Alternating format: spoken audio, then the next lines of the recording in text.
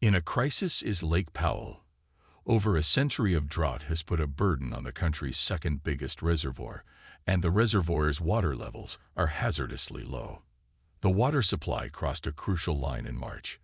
The Glen Canyon Dam's ability to generate hydropower faced a serious threat when water levels fell below 3,525 feet, the last significant milestone.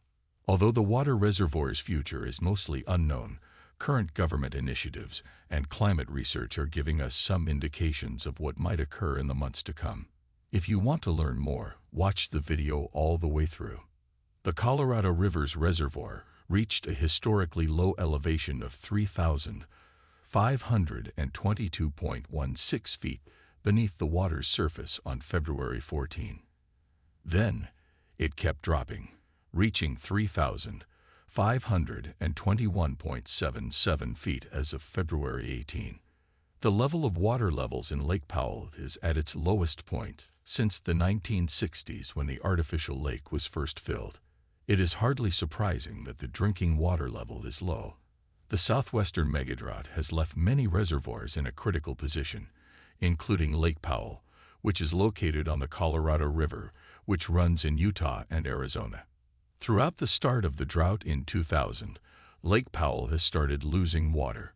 Millions of people in the area receive water and energy from the Glen Canyon Dam, resulting in Lake Powell.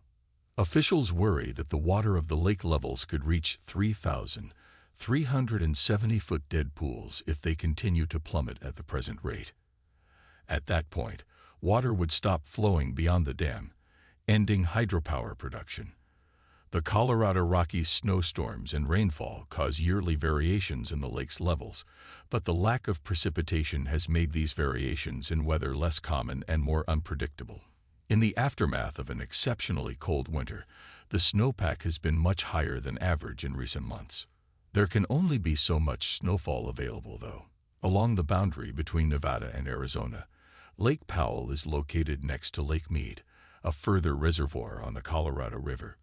The water levels in Lake Mead are likewise fast dropping and urgently need to be refilled. The reservoir's forming Hoover Dam might prevent functioning if the current scenario persists. The ideal altitude for Lake Powell is 3,525 feet. It has since fallen below this on several occasions. In March 2022, again and again. In December 2022, it first fell below this mark. The level of the water is only expected to become lower.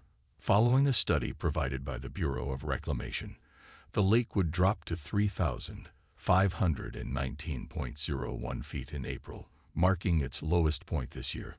What happens next now that a new record low has been set? The most terrifying query ever is this one. Let's find out, then. The federal government has tried to fill Lake Powell in the past, but it hasn't prevented it from emptying up. To safeguard the storage facilities on the Colorado River, experts believe that immediate water-related policy reform is required. Fresh water from Lake Powell has been utilized faster than it can resupply itself as the prolonged drought persists. Arizona, California, Colorado, New Mexico, Nevada, Utah, and Wyoming are the members of the Colorado River Compact states that will need to develop a strategy. Except for California, which is putting forth its deal, all states along the Colorado River reached a declaration in January pledging to preserve 1.5 million cubic feet of water over the following 2 years.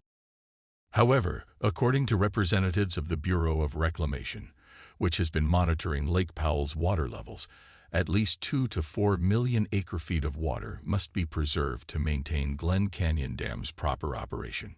The Bureau will probably soon release a regulation requiring water conservation. Water from the Colorado River users needs to seek out ways to use fewer resources shortly, according to Jennifer Pitt, head of Audubon's Colorado River program. Although there is widespread consensus that water use needs to be decreased by roughly 30%, there is still debate over who ought to utilize fewer gallons of water. 2 states in Mexico and 7 different states in the United States depend on Colorado River water. Water allocations are governed by regulations, agreements, and court rulings, some of which go back to over a century ago. However, because such severe water shortages have never been defined by these regulations, the Federal Bureau of Management has begun a procedure to resolve the issue. The continuing megadrought has been attributed to warming temperatures by researchers. This implies that long-term actions must be put in place to stop global warming from getting worse. Reducing emissions of carbon has to be part of the resultant solution as well, Pitt said.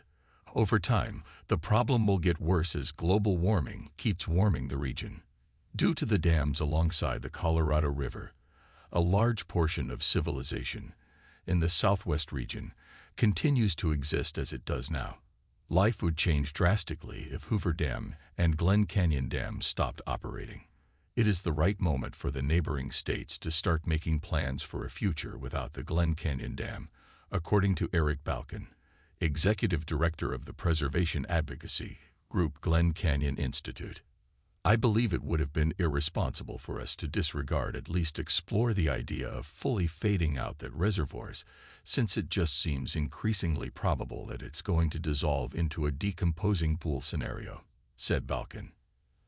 That was all from our side. What are your thoughts about this? Let us know in the comments section. And if you like the video, make sure to subscribe to the channel for more interesting videos.